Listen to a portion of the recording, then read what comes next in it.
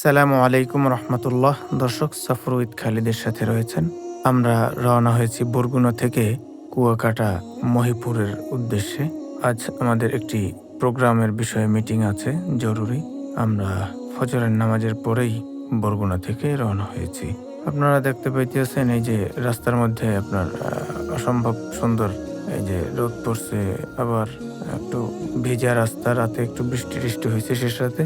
তো ভালোই আপনার এই যে দেখেন কুয়াশা কুয়াশা একটা ভাব চলে আসছে রোদের, আবার যে আপনার ওই যে গাছালির ফাঁক দিয়ে যে রোদটা পড়ছে, এটাও আবার খুব ভালোই লাগে। তো আমরা চলতে চলতে খুব সুন্দর পথ চলে আসলাম আমতলিতে।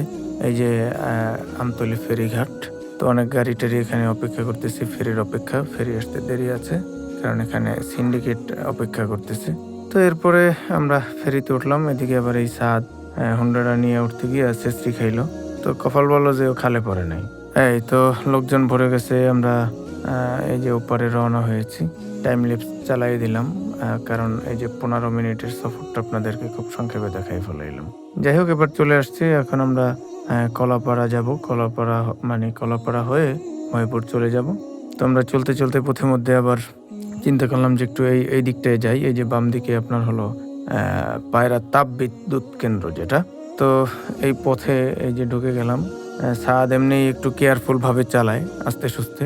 তো এখানে ঢুকে দেখেন টান মেরেছে, কারণ রাস্তা এতটাই ফাঁকা, যত জোরেই ওর গাড়ির গতি উঠুক না কেন কোনো ভয় নেই আর কি।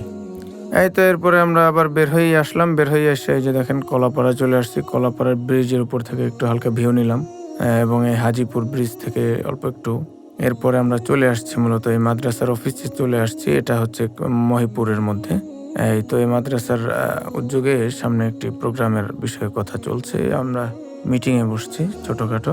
এই তো এখানে রয়েছেন আমার ভাই আছে, এরপরে মাদ্রাসার সভাপতি, প্রধান শিক্ষক সহ অন্যান্য শিক্ষকগণ রয়েছেন। আমার শ্বশুর আব্বা রয়েছেন এখানে।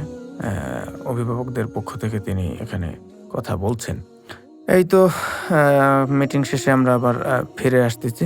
তো ফিরে আসার পথে আবার আর আবার একটু গাড়িটা চালানোর কথা মনে পড়ছে। আমরা এই পথে ঢুকে গেলাম। এইটা হইলো আপনার ওই যে পায়রা পোর্ট বন্দর, যেটা বন্দরে ঢুকে গেল।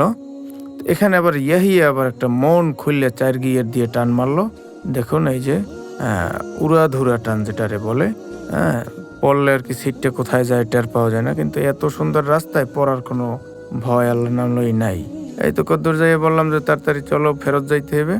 সাদের রাখিয়েছি একটু, কারণ ওভারলোড হইলে আবার চালাইতে মজা পাইবে না। যাই হোক, এদিকে নাকি আবার পুলিশ অপেক্ষা করতেছে। আমরা ফিরে আইয়েই দেখি পুলিশ।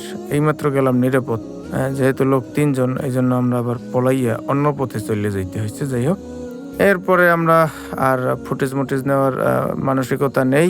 সর্বশেষ এই যে আপনার করলাম, এই যে ফেরির উপর থেকে ছাদে উঠে আমরা একটা টাইম ল্যাপস নিলাম। সেটাও ভালো হয়েছে। দেখেন আমরা এই অল্পের মধ্যেই নদীর এপার থেকে রওনা করিয়া দেখেন এই সাপের মতো বাঁকাইতে কেমনে করে চলে গেলাম। এই যে গাড়িগুলো সব ফেরি থেকে উঠে গেল। তো এভাবেই আমরা আবার বরগুনায় ফিরে আসলাম। এই ছোটখাটো একটা অগোছালো সফর।